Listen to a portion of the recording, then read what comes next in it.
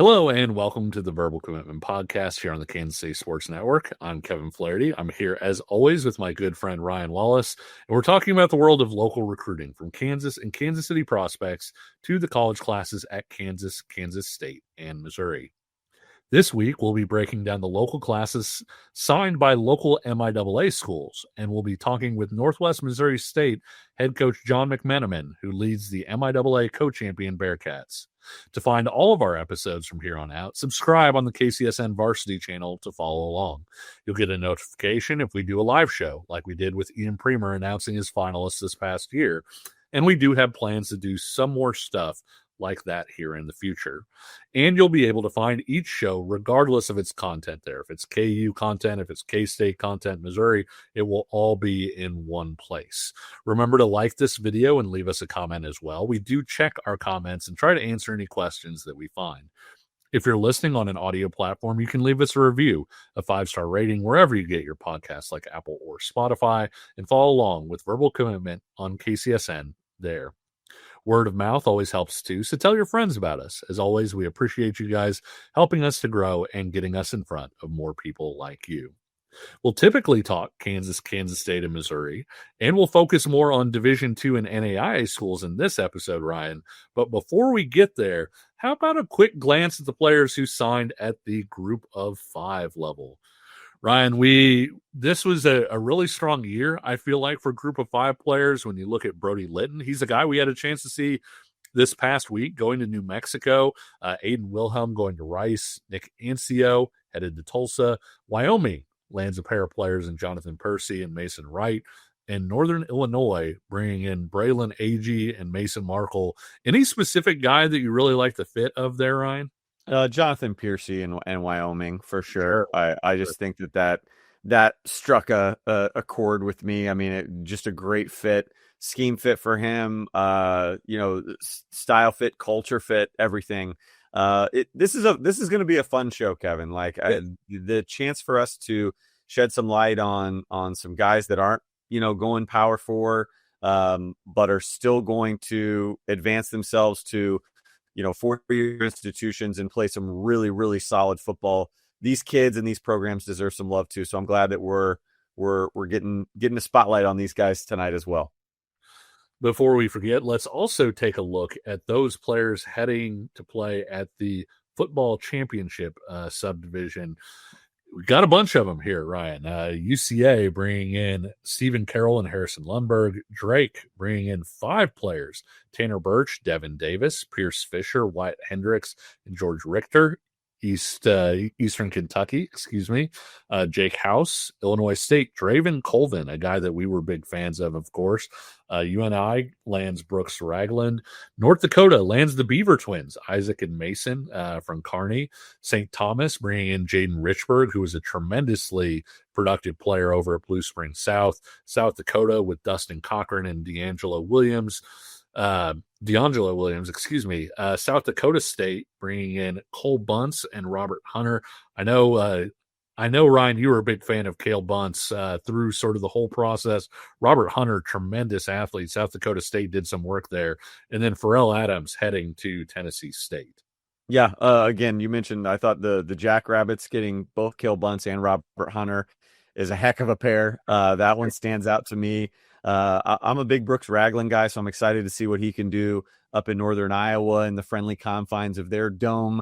And then Illinois State getting Draven Colvin. He was a guy that we spotlighted here probably this time last year in the winter and just said, hey, this is an intriguing athlete, a guy that's going to test really well. He looks like $1 million. And I think the chance for him to play at linebacker, we'll see what happens. And sure enough, he showed out and did so to the point where he's headed to the FCS level. So all these guys are going to, be competing for a championship. And anybody that saw the game this year that was at Vandy, right, and Montana State won, it was a hell of a game. Great football being played at the FCS level. These guys, again, it's easy for us to focus on KU, K-State, Missouri, and then obviously we talk a lot about, the Ian Premers and JJ Dunnigans of the world. There's great football players that are still playing in the state of Kansas and in the Kansas City metro area that are going to go on to really, really strong programs. And you saw it in both of these graphics. And we're about to talk plenty more about a lot more of those guys that are headed to the MIAA ranks. Yeah, we saw some of those FCS guys go ahead and make the leap this past transfer portal, obviously. And, the guys that you just talked about, whether it's Cale Bunce, Robert Hunter, Draven Colvin, Stephen Carroll was one of the best offensive linemen in the entire state and was just terrific. Devin Davis, unbelievably quick. I look forward to seeing his body fill out and him do work at Drake. And like you said, Brooks Ragland, I don't think we would be surprised if any of those guys wound up making the leap. Not that they need to, they could be perfectly happy at their current places, but I think all of those guys have the ability to play at a higher level, provided their development goes the way that we think it could go. You bet. Agreed. We mentioned that we will be talking with Northwest Missouri State coach John McMenamin later in the show. So let's talk about his recruiting class. The Bearcats signed 10 players from local high schools. And when we mention local high schools here, we're talking about the state of Kansas and Kansas City, Missouri, including Mill Valley running back Reggie Reese. What a nasty body type that is to run the ball in the MIAA. And Blue Springs South's Parker Hunt, who we absolutely love. For a sleeper signee, we picked Jackson Heights' Austin Zeller. And the Bearcats are bringing in a pair of transfers with local flavor in Kansas State's McGuire Richmond and Kansas's Jaden Doss. Ryan, we like the whole class that Northwest Missouri State signed, but when we talked off air, you felt like Northwest Missouri's collection of athletes and skill position players was probably the best group signed by the MIAA schools. Correct. And real quick, Kevin, I can't remember if you mentioned it. I had something in my head. I was zoning out for a second, but the area high schools, when you see that on your screen, again, the signing classes are greater than just 10 players, right? Sure. But we wanted to just try and put in to perspective how many guys from our coverage area, which is the state of Kansas and the Kansas City metro region, that would extend kind of, if you want to call it, the Simone Award territory, right? That is what you're seeing when you see area high schools, how many guys from the area high schools. And again, if you've got two guys from Mill Valley, we're counting them both. It's not Mill Valley doesn't get just one vote. Okay, I want to get that out of the way. Sorry.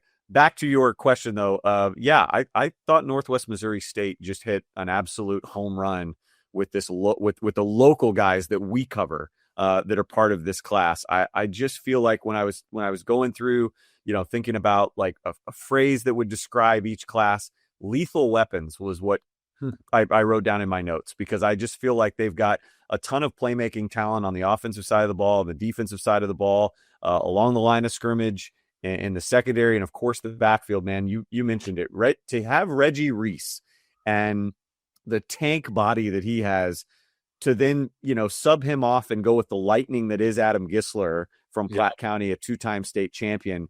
That's a heck of a combination of thunder and lightning to have in your backfield. And then we're huge on Parker Hunt. I mean, Evan Middleton, Frank Stevenson. This is a really loaded batch. And then they sprinkle on Gary Hill like at the last minute. This is a really loaded batch of playmaking ability that Northwest Missouri State is going to bring in 26. From Northwest Missouri State to its biggest rival, let's take a look at the Pittsburgh State Gorillas. Ryan, Pitt State didn't live locally as much as a few other schools, landing 6 commits from our coverage area, but the Gorillas landed who I would say is arguably our favorite local prospect to head to the MIAA, in Gardner Edgerton, Sire Padilla.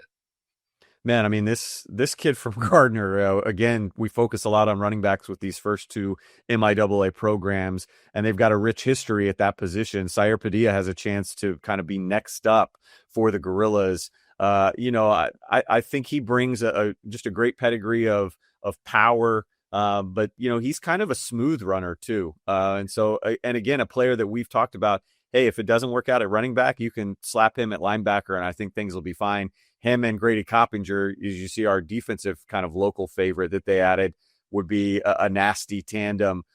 I was interested too, when you look at the even other guys that are not listed on that graphic, to bring in Roger Haney is an interesting player that they were able to snag and bring his assets in as a big, like, physical receiver.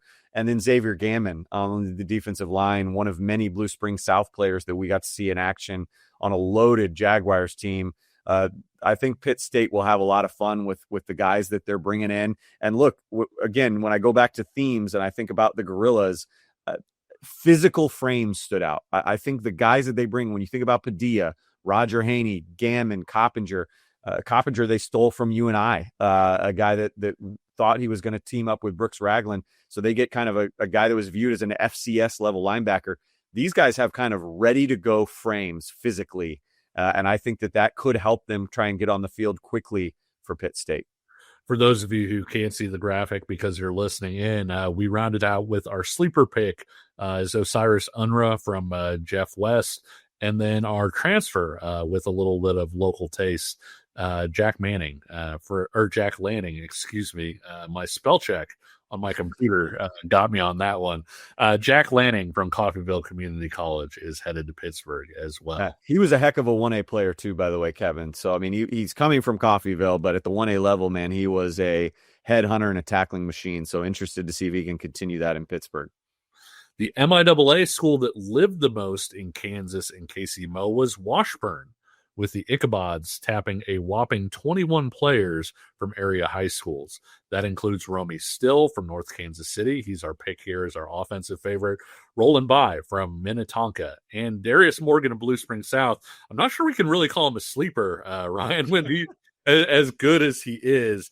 But specifically talking right here about Romy and Roland, I know like you feel like this class might be the MIAA's best class in the trenches. Yep. Again, you stole it. It's trench warfare was what I tagged Washburn in my notes. No, I'm happy you did. We're thinking alike. Like the linemen that Washburn was able to get. First off, before we get into that, like I love that Coach Watkins and Ross Sharp and the rest of this staff are. It's one thing to kind of talk about being like we're going to embrace local talent. 21 kids from our coverage area headed to Washburn. I saw a clip on Twitter of Coach Watkins talking about it. Like they feel like they can win with local guys, and they're hanging their hat on that. Like they're going all in on local talent. And I know you and I agree with them. Like there's plenty of good players in this area that can win you an MIAA championship and take you to the promised land. So it'll be interesting to see, how Washburn can cultivate these guys, bring them into their program, and then get them ready. But man, I love what Washburn did in the trenches. When you think about the offensive and defensive lines, you saw Roland By there, right? You saw Romy Still there, but like, the pair that they got from Kearney, right, with Callum Bomar and Nick Bellabry, like those guys are absolute studs. And I think all three of those guys, when you think about the offensive line, could play right away. They go get, Caleb Peterson, right? And Tari Alba from Blue Valley Northwest, that pair. Peterson's got an older brother that has proven he can do it on the FBS level. So there's strong genetics there with Caleb Peterson coming and maybe doing something on the defensive line. Drew Nelson at Kearney, they tore it up at Kearney. The Washburn Ichabods did a heck of a program to go steal from. And then again, with Darius Morgan, the reason I thought he might slide in as a sleeper is just because, Kevin, it felt like he committed to Washburn so early that like the rest of this class has come in and filled out, and you get excited about some of the other guys that you kind of forgot Darius Morgan. Even on his own team at Blue Spring South, sometimes I feel like he got forgotten. He is a terrific get, and I think he's an ideal a player for Washburn to put in their backfield and probably churn up some career yardage that will put a lot of smiles on the fans of the Ichabod fans in the stands. I think he's going to be a player for multiple years at Washburn. With the way they spread teams out in that offense, Ryan, getting Aiden Scott next to Darius Morgan, and then maybe my sleeper this class, I love Hayes Middleton. He's one of my favorite guys in that class, but maybe my sleeper for that class, John Hoytal, as a tight end in that group, with the way that he runs, the kind of athlete he is. I'm very fascinated to see once that guy gets into Washburn's weight room, what he looks like. And of course, it's never bad when the Washburn Ichabods land a Heim either. Yeah. Had a lot of success with that family too. Yeah, Heim, Beckett Linden is a kid Yep. that, again, when you think about sleepers and you pair him with a Jordy Heim, you're looking at just tackling machines at the high school level. Again, we can't say enough about what Washburn did, and it has very little to do with the football helmet that's behind us. We love Washburn and that staff, but like in all honesty, like this, just full transparency, this is a hell of a class, Kevin. It from top to bottom, just very, very solid. With I think a lot of guys on both offensive and defense that maybe they redshirt, like a lot of the guys did for Washburn this year. Maybe they don't, but I just think overall, when you think about the guys that they brought in with Coach Watkins last year, the guys that they're bringing in 26, I think the future is very promising with these underclassmen at Washburn. Stay tuned for our interview with Northwest Missouri State coach John McMenamin and more talk about classes in the MIAA and locally. We'll be right back. Looking for tickets for your next event? Tickets for Less is your #1 source. Save big on every purchase when you use promo code KCSN at ticketsforless.com. Welcome back to the Verbal Commitment Podcast here on KCSN. A quick reminder, you can follow along with us on Twitter/X at verbalcommit_KC for clips from the show, conversations about local players, and even the odd highlight. And subscribe here on KCSN Varsity to see all of our shows here on YouTube. Up next, we have Central Missouri State, whose 13 local players is second only to Washburn of the local MIAAs. The Mules brought in a former Verbal Commitment Player of the Week in Blue Valley Northwest, Aiden McGibney. Terrific get there. Along with the Missouri State champion in Lee Summit's Dayton Masters, Jack Botel of Ottawa is our pick as a local sleeper, while tight end Cole Watson, Ryan, a guy we're both familiar with, formerly of Lawrence High and Lindenwood, is arriving as a transfer. Yeah, and it's I think when you think about if I had to put like a top three, if you had to rank kind of, and again, just looking at the kids that we cover, right, not adding in transfers from out of state or other high school signees that came in for these classes from out of state. But if you just boil it down to the kids that we cover, I think Central Missouri would be in that kind of top three for me in the MIAA ranks with Washburn and with Northwest Missouri State. I think these are the three classes that really caught my attention in the best way possible and brought in the most numbers too. All three of the guys that you mentioned there that you see on your screen, whether it's McGibney, Masters, and Bodel, I think are really, really solid gets. But, they were able to pull some other interesting names when you start looking at their class, like Wyatt Denny got injured late for Blue Springs South late in that season. But, when he was healthy, he was a difference maker on both sides of the ball. He'll be a really sound receiver for them, solid route runner, physical kid. Matthew Rosen is a kid that they were able to get. He was committed to UCA, so another FCS commit that ends up back on the market and lands at the MIAA ranks. So I think, again, getting Matthew Rosen out of Holcomb, they go out west and get him really big frame. And Kevin, again, for me with Central Missouri State, I'm curious what you think of this. I see a class with this group that is kind of adversity averse. They are averse to adversity because, a lot of kids that maybe weren't their team's spotlight player, but continued anyway. So like Aiden McGibney, we thought he was a basketball player. He gets injured.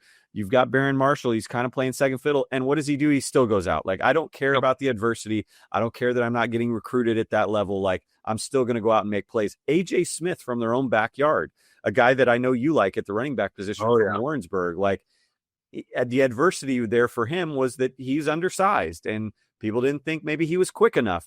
It didn't matter. Like, he just keeps putting up numbers.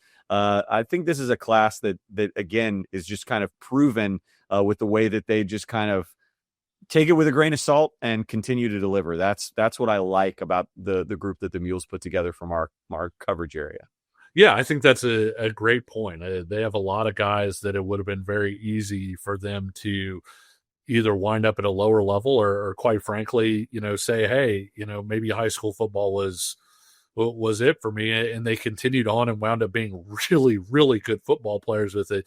You mentioned AJ Smith. There are a couple just terrific guys from Warrensburg in this class. And I think Warrensburg had a number of really good players in this class. And for Central Missouri to do what they did locally, I think really helped them. Aiden McGibney is a guy that I think, could be really good on either side of the ball, depending on what they do. And I love that you picked Masters as the defensive favorite, because he's a guy that you saw Lee Summit. And Ryan, I'm not sure if you picked the top 2 or 3 guys for Lee Summit, I'm not sure Dayton would jump off that list. But then you go back and you watch Lee Summit tape and you're like, man, this guy's all over the place. He's terrific.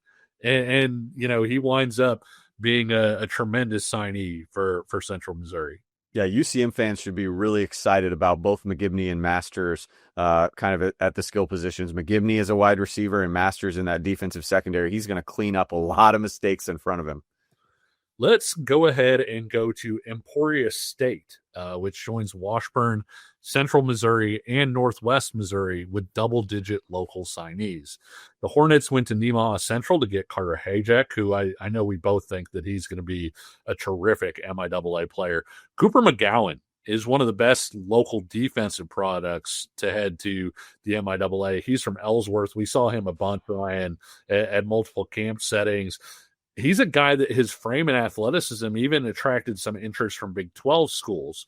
So, somebody that certainly has a chance to be really good at Emporia State. Osage City's Kason Parsons is our pick as a sleeper, while Callan Barta could make an impact as a transfer from Kansas State. What stands out to you about the Hornets? Man, they're bringing in Kason Parsons to play linebacker, and I'm pumped about that, man. I'm telling you, if you're a Hornet fan, you're gonna like Kason Parsons, because that's a kid that I just think the IQ, we've talked about him before, is just out of this world, and he's got a toughness and a tenacity about him that I think fits what Emporia State loves. Look, this is a group that I think is proven in their versatility.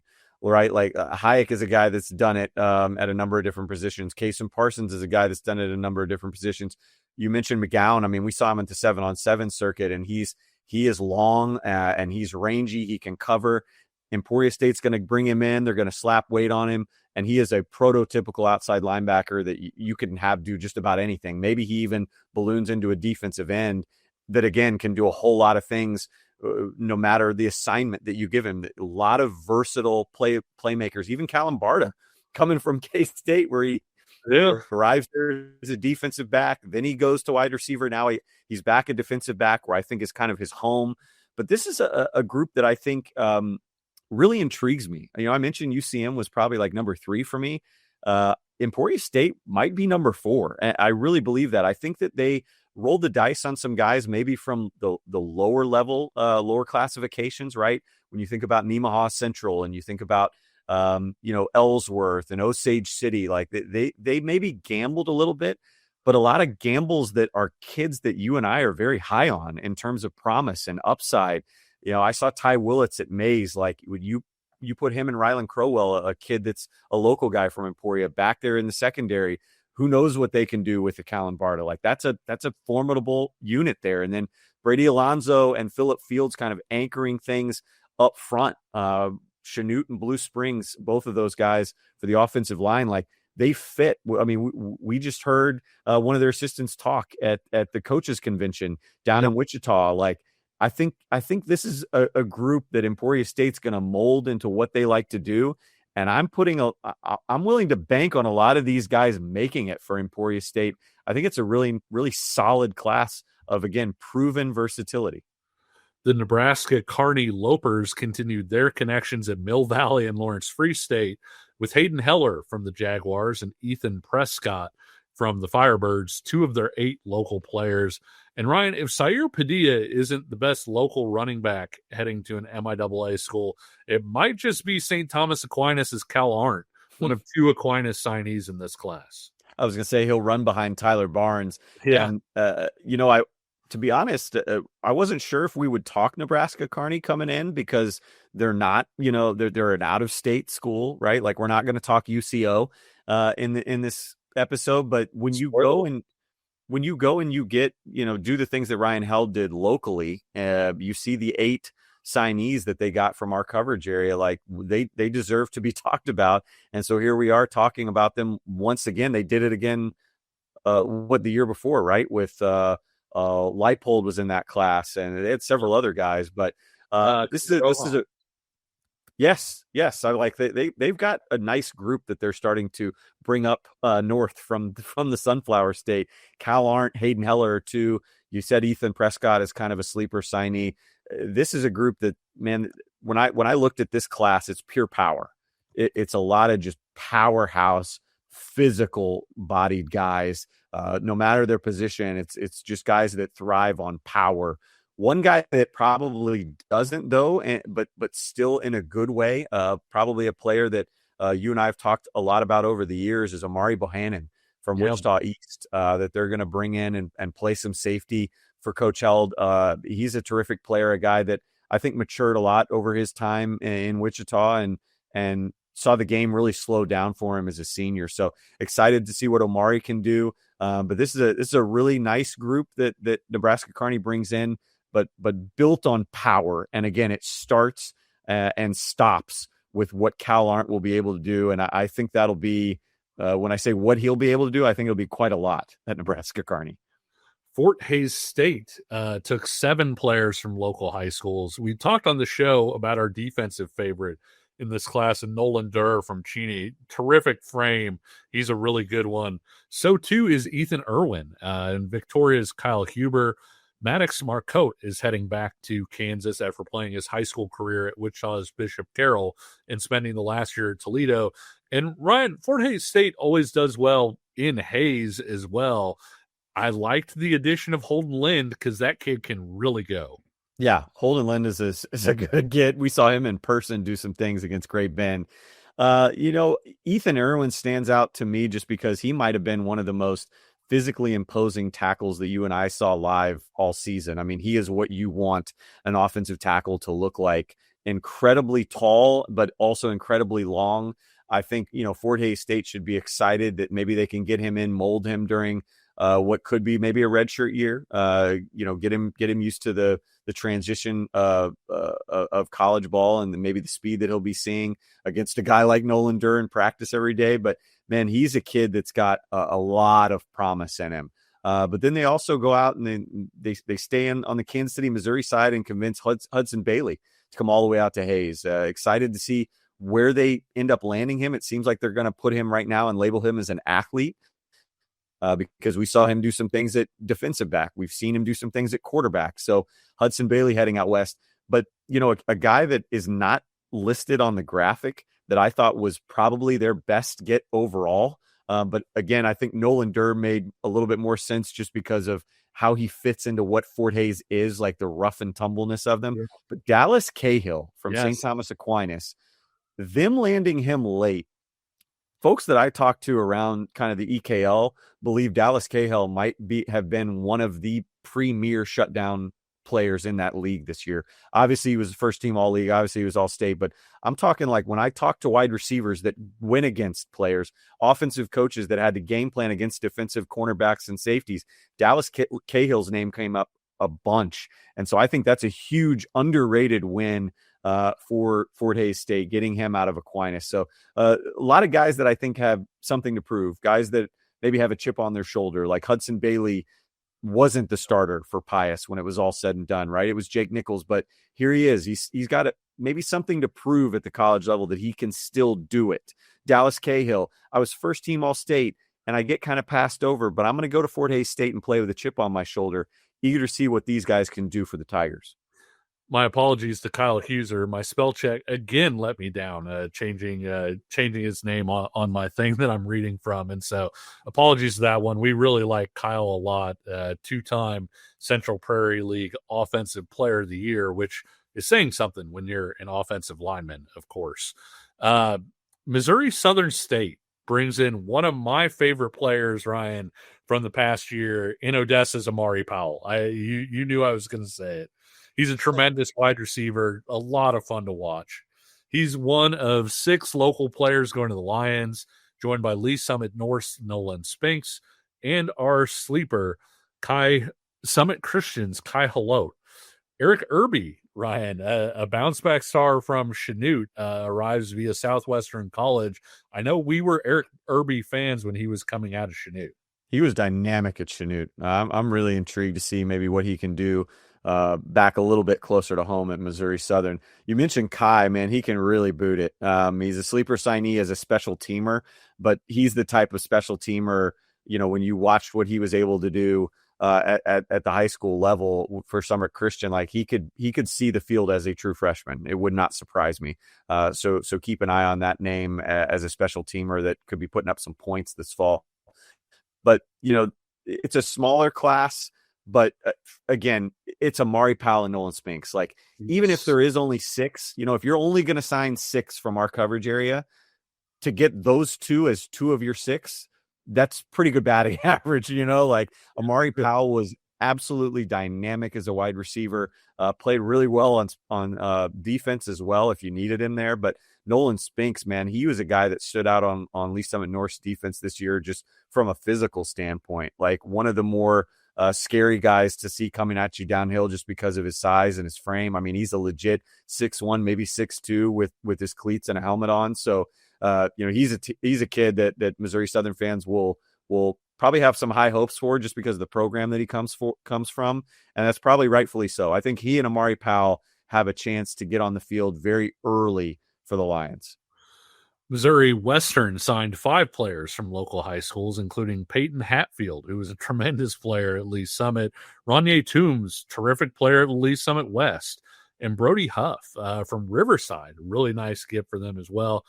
This was the smallest local class of the local MIAAs, but with players like Hatfield and Toombs, they got a lot of bang for their buck, Ryan. Yeah, this is a class that I labeled for their suddenness. All these players they have something that's twitchy about them, specifically when you look at Hatfield and Toombs. I think this was a Missouri Western program that, and again, you see the NAIA under transfers. I think they might have gone, some schools don't make their transfer acquisitions public, at least not yet. And so the fact that they were a little bit lower maybe tells me I have some suspicions that maybe they went to the transfer market. But in the same vein as what we were just talking about with Missouri Southern, if you're only going to take 5, but 2 of them are Peyton Hatfield and Ronye Toombs, that again, like that, those are pretty solid gets, right? And I'm glad that we're covering Brody Huff as our sleeper signee, because again, what he was able to do for Wathena Riverside, like he's a guy that I think he knows what he is in the trenches, right? And so I think being able to get him up to Missouri Western, like he's not a guy that's going to need a lot of transitioning, right? I mean, he knows what he is, he knows what he does best. They'll add some things to his repertoire, but that's a kid that could surprise some folks from Missouri Western as a guy that maybe comes from a program you haven't heard of, you don't know where it is, but Brody Huff will make them learn and might make them learn rather quickly. Let's go ahead and get out of the MIAA to look at a couple local NAIA schools that also did really well locally. Mid-America Nazarene, the Fighting Kent Swansons, a reference to our Case Destin teammate, signed 27 players locally, Ryan. Our offensive favorite was Micah Rainey of Grandview. Defensive favorite, Jamari Vickers of North Kansas City, heck of a player there. Gavin Otto from Olathe East was our sleeper. Well, Darius Page from Van Horn coming back to play for Pioneers after suiting up for Nebraska Wesleyan. I was going to say, coming back, Van Horn playmaker. He was special back in his high school days. So I'm curious to see kind of if he can re-tap into that out in Olathe from Mid-America Nazarene. This group's all about burst for me. You see they took a ton of kids from our coverage area, 27 total. But again, like Micah Rainey, seems to sum up a lot of what you're going to find throughout this entire group, because, he has an acceleration that when he turns it on, he goes. Jamari Vickers is the same way. Like he can close ground, even if he gets beat early off the line as a corner. We saw him in North Kansas City. Like he can gain ground rather quickly. Gavin Otto from Olathe East, long wide receiver that put up some really good numbers for Olathe East. We talked a lot about Benji Burton. Gavin Otto was going up against him in practice quite a bit, so I think he's kind of gotten some callus, right, and he'll be able to withstand whatever Mid-America Nazarene throws at him early on from a defensive standpoint. But yeah, I mean, you go down the list like Keandre Maddox from Belton, is another guy that's got some burst to him. Even Rapek's tight end that's headed out to Mid-America Nazarene for the Pioneers, Lincoln Kephart. We saw him in person, and for a 6'5" receiver, like, he can kind of get off the line a little bit too. So just a ton of guys that will bring big-time speed, I think, to Mid-America Nazarene's program here in 2026 as true freshmen. Benedictine signed just one local player fewer with 26 signees from Kansas and Casey Moe, but made up for it, Ryan, by signing a former local star to the coaching staff, and a friend of the show, Michael Rose Ivy, heading out to Benedictine. Liberty North's Zamar Cheatham, terrific get for Benedictine. I mean, just an unbelievable player to be playing at that NAIA level. He's our offensive favorite. Connor Tracy of Olathe West is our pick as a defensive favorite. Kyler Wallace Riley really has a lot of potential, I think, as our sleeper. He's from Pleasant Hill. And former Derby star Braxton Clark is headed to Benedictine after transferring from Dodge City Community College. What stands out about this group? I mean this in the best, most complimentary way that I can possibly put it. Coach Osborne and this staff, they freaking outkicked their coverage. This class is unbelievably loaded for the NAIA level. Like, I wish the best to anybody that is an opponent on their 2026 schedule and beyond, because the freshman group that they've brought in, I mean, you go down the list, forget the guys that you have already named and that are listed on your screen. Brody Butler is part of this group. Cade Carroll from Odessa is part of this group. Preston Cook from Liberty North, Saquon Copeland from Park Hill, Zane Thomas from Park Hill, Evan Stoll from Olathe East is part of this group. DJ Ford also from Park Hill. I forgot him. I knew there was another Park Hill player in here. Jason Cuba, I think is his dad, that former player from K-State. They go out to Abilene. They get Jackson Cuba, who can do a little bit of something if you go and watch his huddle tape. Like, this group is absolutely freaking loaded. And again, with the three that we talked about, Cheatham, Tracy, Kyler Wallace Riley, man, that kid can really carve out some routes. So I think he'll be fun for all their quarterbacks out at Benedictine, whether it be Braxton Clark, whether it be Zane Thomas. He'll get open for him. But Connor Tracy is one that I'm particularly intrigued by, Kevin, because of the fact of what you alluded to. He will get to be coached by Michael Rose Ivy. I thought Connor Tracy, when I saw him this year for the Owls, like, I thought he was already a pretty well-rounded product. But now, knowing that he's going to get Michael Rose Ivy and Coach Osborne's staff coaching him, through the offseason, getting in, like, what he could become for the Ravens, very, very scary. He's got a really good frame, and I think they're going to add, some technique and some skill sets to what he can do off the line of scrimmage as a defensive end. Maybe a guy that you could slide inside even. I tell you what, Kevin, man, Benedictine is going to have a lot of fun with the group that they brought in. Ravens fans should be unbelievably excited for the group that's headed their way. We loved Zane Thomas and him getting the ball to guys like Zamar Cheatham and Kyler Wallace Riley. That seems like a formula to bust up some scoreboards for the Ravens this year. Scary. We'll talk with Northwest Missouri State coach John McMenamin after the break. Success in real estate takes more than vision. It takes the right financial partner. When someone takes something rundown and turns it into something great, that's called a comeback story, like Brain Group. They take distressed properties here in KC, completely rework them, and then turn them into valuable real estate. But that kind of work needs the right bank behind it. Enter Emprise Bank. They're not about cookie-cutter loans. They saw Brain Group's vision, backed them, and now they're making big moves in Kansas City real estate. Talk about your partner in possible.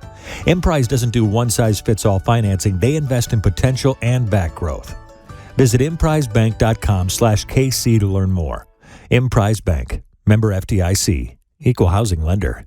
We're back with the Verbal Commitment Podcast here on KCSN, and we're joined by Northwest Missouri State coach John McMenamin. Coach, welcome to the show. Thank you. I appreciate it. It's fun to be on here and talk a little Bearcat football with you. Coach, you were pretty familiar with the program from when you played as a quarterback, set all kinds of records before you came back as a head coach this past year. What had changed about the program, and did anything surprise you in your first year there? It was awesome. I mean, it was surreal. There's a lot of anxiety, with coming back and being at this university and just being where, sitting in this chair where there's been just some really tremendous head coaches and a lot of national championships that were won. And so uh, it was fun to just get in and once you get here, you just kind of roll your sleeves up and you go to work. And that's all I really know how to do. I'm kind of a blue collar guy. So we came in and hired a great staff around us and got to work. And then, we inherited a good group of kids. I think, that really cared and stuck around. And, we had 9 kids that left and entered the transfer portal before we got here, but the rest jumped in with us in the deep end and we went to work and, we probably overachieved a little bit and that's a tribute to those kids and really speaks to how special, this place is. So, all in all, it was just, it's been an absolute blast.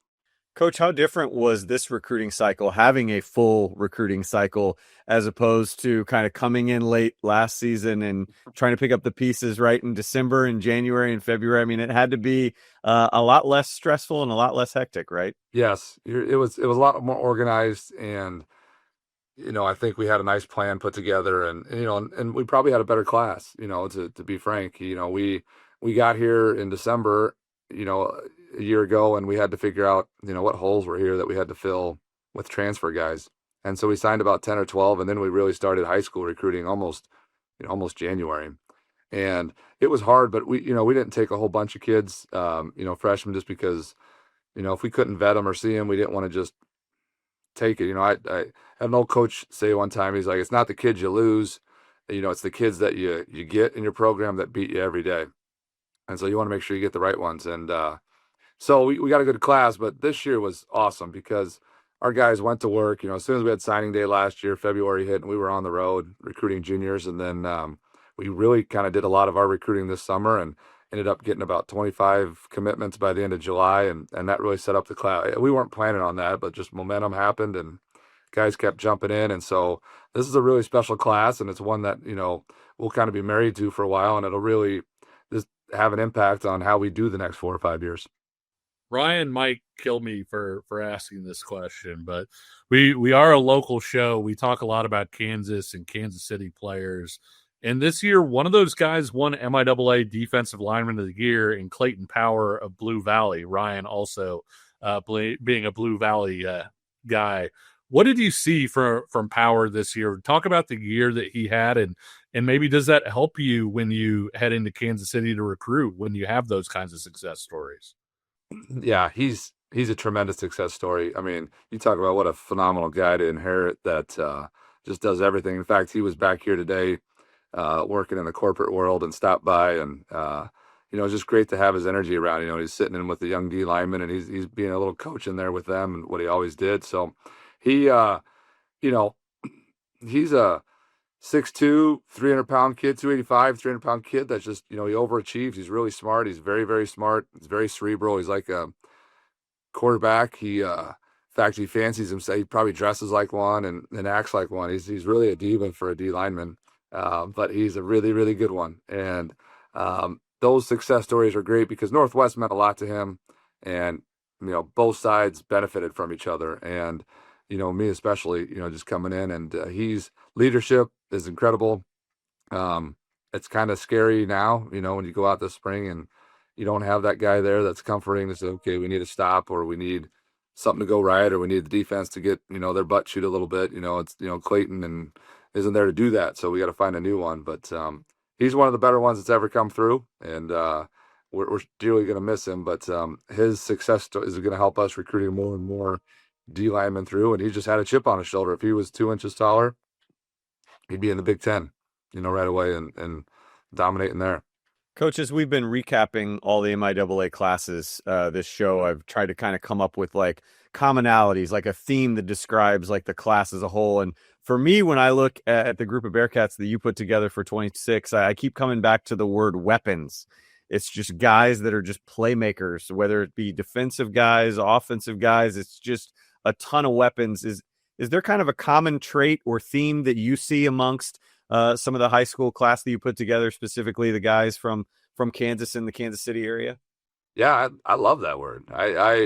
Geez, that's an awesome way to say that. We always we say big play alerts a lot, and we've got to have in this league. You got to be able to score fast and make a lot of plays, and you have to have that explosion on the field. So we're really after explosive players, and that can be short yardage burst, in 5-yard increments, or it can be a 30-yard burst or a vertical, and how they close, how fast they can close on things. And so we needed to get longer and faster, in our opinion, and sign some of those weapons that can help us. I think everything starts with the O&D line, and we've done really well there.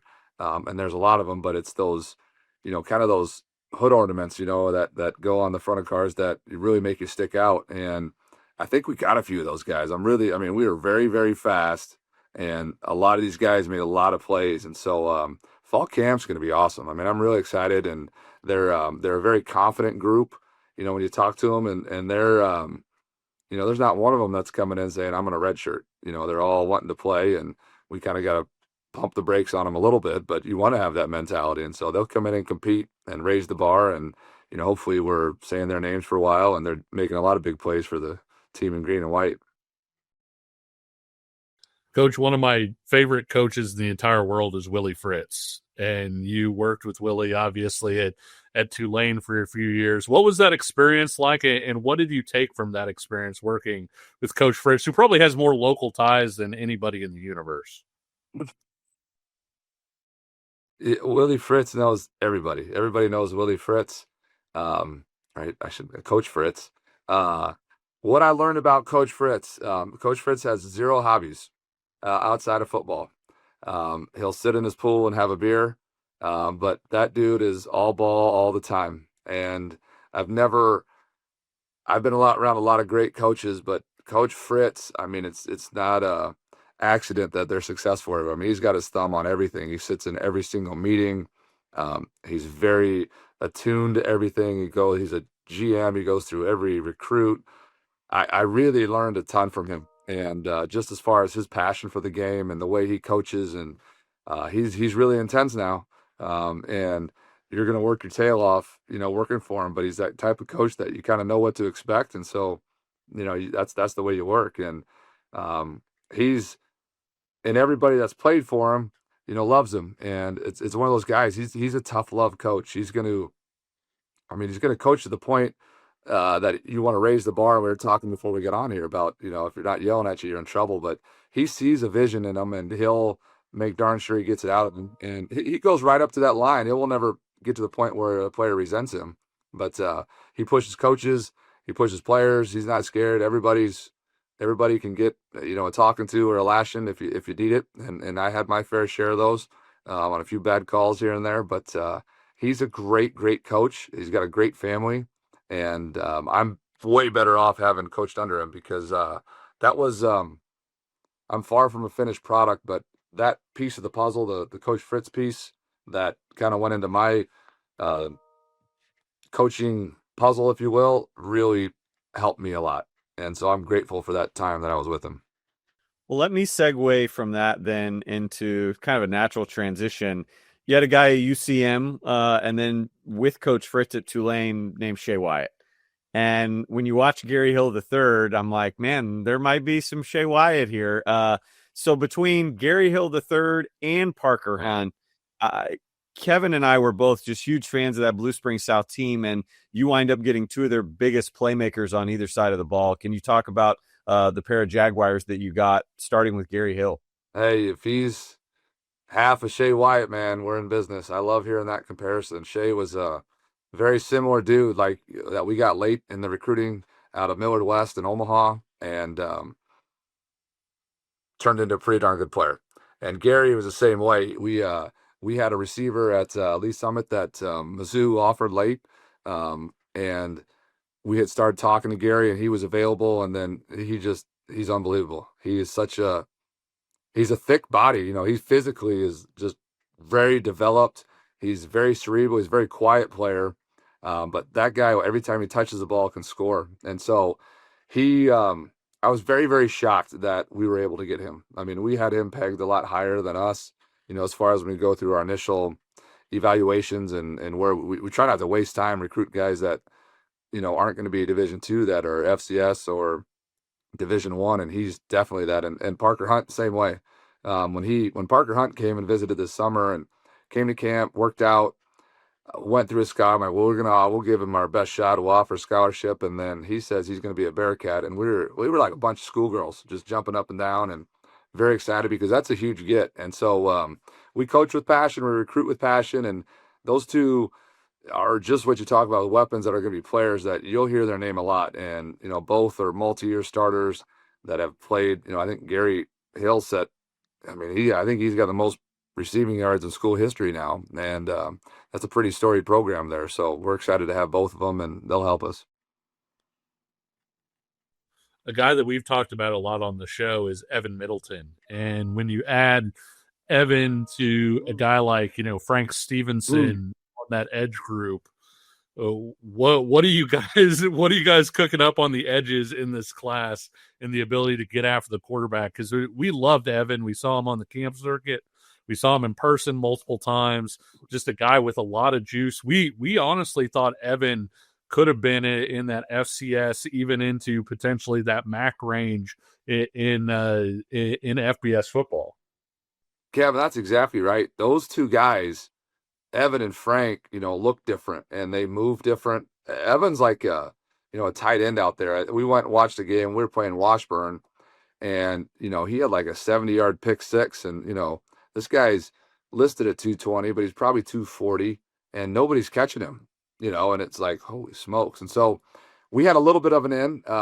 Evan's dad and I coached together way back in the day at UNO. And he came in, he's a great kid. He's very cerebral. And then Coach Davis, our D-line coach, went to work on him. And I think Coach Davis is one of the best, like, man of men and recruiters that we've have, and does a great job. And so he gets a hold of these D linemen, and they're not leaving without becoming a Bearcat. So between him and Frank, like, Frank gets off the bus. I don't know if there's many better looking kids than Frank. And he plays the right way. He's dead serious. Like, he never smiles. Like, it's like, dude, you got to relax. We're all right, man. It's we're together and have fun. And he's huge. And so we want to get back to those days of, we need the 6'4", 6'5". Oh, Elijah. Yeah. Geez. Yeah. He's huge. He's all 6'6", he's about 275 now, going through this spring with us. And he's going to be a terror. He's really good. That was a good get for us. And we needed it. You lose Clayton Powers and Niles Shutt, some of those guys, you got to replace them. And Elijah Ray's come in and done that. He's the real deal. Kevin mentioned that, and you alluded to it as well, that like Evan and Frank were both guys that, we all kind of agreed we thought could have maybe gotten the recruitment at a higher level. But that's good news for Northwest Missouri State that they're Bearcats. I wanted to ask you, though, outside of the high school signees, from a transfer standpoint, McGuire Richmond was a kid that we saw out of high school sign with Kansas State. Kevin and I know kind of what he can be when he's healthy.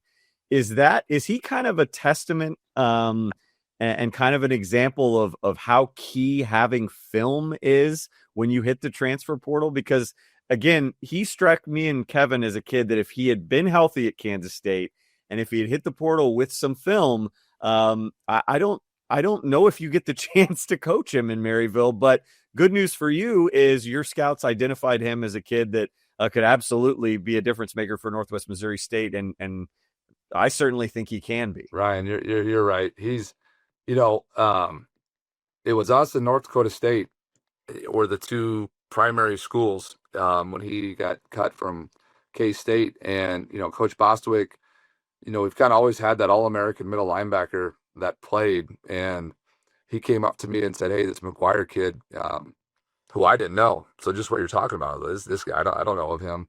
And he's like, he was really good. I mean, like a stud coming out of high school, and he'll play right away. And I said, well, I trust all our guys. I'm like, well, go get him. And came in, and, and you're right. He's not he's not your 6'4", 225 guy. He's just, a normal looking dude, that's, 6'1", I say normal, 6'1", 215, but just a body. And then you see him move and the way he plays, and he'll be a 4-year guy for us. I mean, hopefully, as we keep it as long as we can, but he's your nail on the head. If he had film, he's not coming here. If he would have played at all, even on special teams, he's going to go somewhere. And so when him and his dad came up, and like his brother, his brother is the all-time leading starter at Iowa on the offensive line, and started for the Seahawks. Two different body types, but that lineage is there, and so he's a dude, man, and he's been I think he had 350 some tackles in high school, and he had every Division I offer known to man. So we are very lucky and fortunate, But Coach Bostwick knew about it and got in touch with him right away, and then just went after it, and then we were closer to home. I mean, North Dakota State's a different animal as well, but that's a long way from home, so we took advantage of. It's one of the few times we can take advantage of Maryville as far as location and geography, but we sure are in this one, and we're glad we got him. Another local guy that Ryan and I absolutely loved out of high school that you guys got from Kansas is Jaden Doss. And Jaden's an interesting talent. He's a different kind of guy, right? He's a little bit of a running back when he catches the ball and has that run after catch ability. How do you see him fitting into what you guys do offensively? Oh, he's going to fit in just fine. We want him to be what he was, in high school. At Ray-Pac, he's he's at 6 foot, 200 pounds, just a thick kid, and I think he got beat up a little bit. You go to Nebraska, and you got to play right away. He didn't, and then went to Kansas, and late went to Kansas, and so the receivers coach at Kansas, Terrence Samuels, is a good friend of mine. We coached together, and so I got to talk with him quite a bit about Jaden and just about his transition, and they kind of had to create roster spots at the end of the year, but he's like, this guy was going to play for us at the end of the year.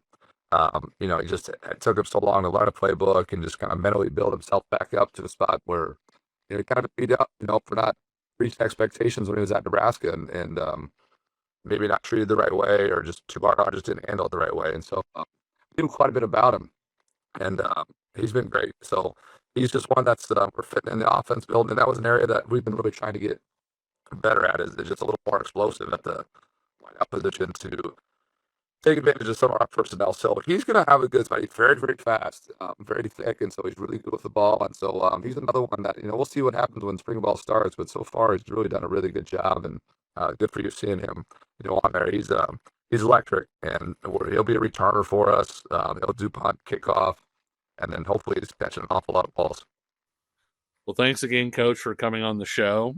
And thanks to all of you for watching and listening to the Verbal Commitment Podcast here on KCSN. If you enjoyed what you saw or heard, leave us a comment or review, like this video, subscribe here on YouTube or on our new KCSN Varsity channel, or hit us with a 5-star rating if you're listening on an audio platform. And until next time, we'll see you on the trail, and take care.